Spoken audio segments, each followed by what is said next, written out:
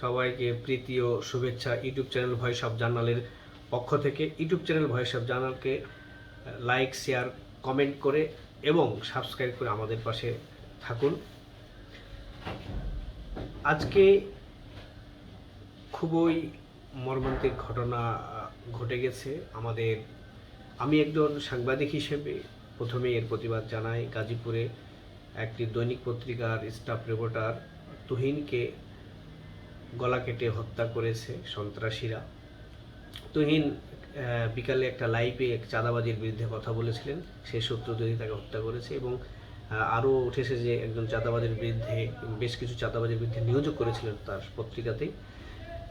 এখন এটা গেল আরেকটি বিষয় হচ্ছে, আজকে সকালে মোহাম্মদপুরের বাসা থেকে রোকেয়া ইউনিভার্সিটির সাবেক উপাচার্য প্রফেসর ডক্টর কলিমুল্লাহ স্যারকে অ্যারেস্ট করেছে ডিবি পুলিশ, ঢাকা মেট্রোপলিটন পুলিশের ডিবি বিভাগ।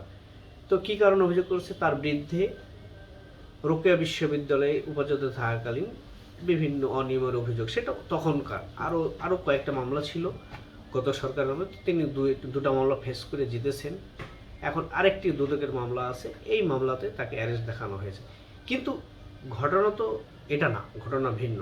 কলিমুল্লাহ স্যার অলওয়েজ আর কি সরকারের যে বিগত দিনে দেখি, বর্তমানেও দেখছি যে উনি সরকারের যে ভুল কথাগুলো বলে এসেছেন, এর আগেও বলেছেন, বর্তমানেও বলছেন বর্তমান সরকার বিরুদ্ধে।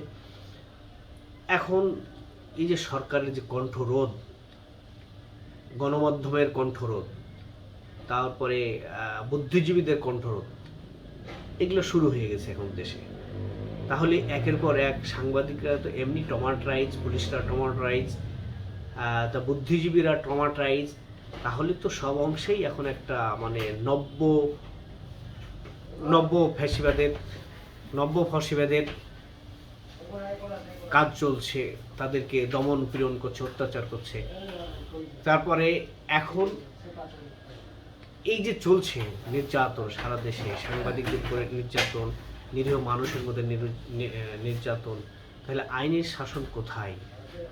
যে বৈষম্য দূর করার জন্য এই সরকার গঠিত, যে একটা আমরা এখন বলতেই পারি কোটা আন্দোলন একটা ষড়যন্ত্রের অংশ ছিল, সেই ষড়যন্ত্রের ফলে এই দেশটাকে শেষ করে দেওয়া, এই দেশে জঙ্গিবাদের উত্থান তৈরি হয়ে গেছে অলরেডি।